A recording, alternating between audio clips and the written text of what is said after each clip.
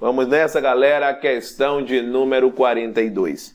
A respeito dos direitos e garantias fundamentais, julgue o item que se segue, tendo como referência a jurisprudência do Supremo Tribunal Federal. Mais uma questão CESP, extremamente importante. Vamos nessa, galera, toda atenção. O racismo estrutural, ou seja, o racismo existente na sociedade gera desigualdade material. Quando a gente fala na expressão material, a gente quer dizer no campo da vida, a gente quer dizer aquela desigualdade substancial, ou seja, aquela desigualdade que de fato acontece no dia a dia. Isso tem a ver com material. Formal é aquela que tem a ver com a igualdade ou desigualdade perante a lei, aí seria formal. Aquela que acontece, repito, reitero, no dia a dia é uma desigualdade material, beleza? É que acontece aqui no Brasil. Profunda entre os candidatos inscritos em concurso público, razão pela qual é constitucional assegurar vantagens competitivas aos que se autodeclararem como negros. Aqui nós estamos diante de uma questão que afirma ou que quer saber sobre a constitucionalidade do sistema de cotas em concursos públicos. A linha de raciocínio é que esse sistema de cotas em concursos públicos ele é assegurado. E ele é assegurado com base no princípio da igualdade.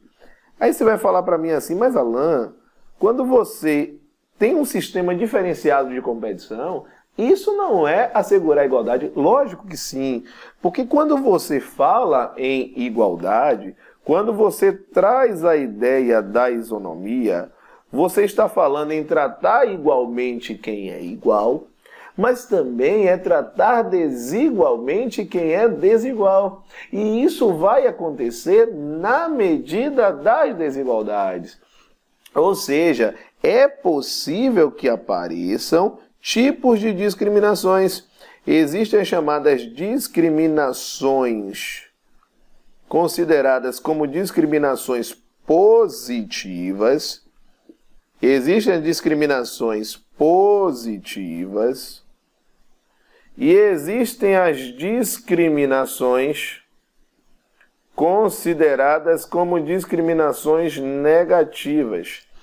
Quando a gente traça discriminações positivas, você precisa entender que são aquelas amparadas em lei. Existe uma lei para assegurar esse sistema de cotas, justamente para tratar desigualmente quem é desigual, de modo a proporcionar, a possibilitar um tratamento igualitário, ou seja, concorrer em pé de igualdade com pessoas que também estão no mesmo patamar que você. Já as discriminações negativas são discriminações consideradas arbitrárias, ou seja, contrárias à lei. Por exemplo, fazer um concurso de um tribunal e você dizer assim, só homens podem fazer ou só mulheres podem fazer. De fato, nesse caso, não existe nenhum tipo de amparo substancial para fins de se promover essa desigualdade. Então, no caso da questão, nós temos uma situação que é justificada pelo racismo estrutural. Qual é a linha? O racismo presente na sociedade. Esse é o objetivo da questão. Então, a questão de número 42, a resposta é letra C. Questão de número 43. De acordo com o rol de direitos e deveres individuais e coletivos, elencados no artigo 5º da Constituição Federal, vamos lá. Vamos analisar cada um dos itens. Em nenhuma circunstância haverá penas cruéis ou de morte, de caráter perpétuo, de trabalhos forçados ou de banimento. Isso está errado. E por que está errado? Porque no caso da pena de morte, ele é muito claro. Salvo em caso de guerra declarada. Salvo em caso de guerra declarada. E você não pode esquecer do final. Nos termos do artigo 84, inciso 19, que é justamente quando acontece uma resposta a uma agressão armada estrangeira. Então, como se fala em nenhuma circunstância, você está falando que é absoluto e este aspecto não é verdadeiro. Vamos lá. A definição do estabelecimento prisional onde será cumprida a pena independe da natureza do delito, da idade e do sexo do apenado. Isso está errado. Porque pela ideia que está aqui, que independe, eu poderia ter homens e mulheres, por exemplo, no mesmo tipo de estabelecimento prisional. Não faz sentido. Você poderia ter um menor infrator no mesmo estabelecimento prisional de alguém que é considerado como possuidor de uma situação de maioridade. Enfim, são situações que dependem da natureza do delito, da idade e do sexo. Será protegida a livre manifestação do pensamento. Sim, é assegurada a manifestação do pensamento. Sendo vedado o anonimato. Não é incluso o anonimato. É vedado o anonimato. É o que tem previsão justamente no artigo 5º, no inciso 4 da Constituição Federal. Será ampla a liberdade de associação, desde que seja para fins lícitos, independentemente de autorização dos poderes públicos. Perfeito.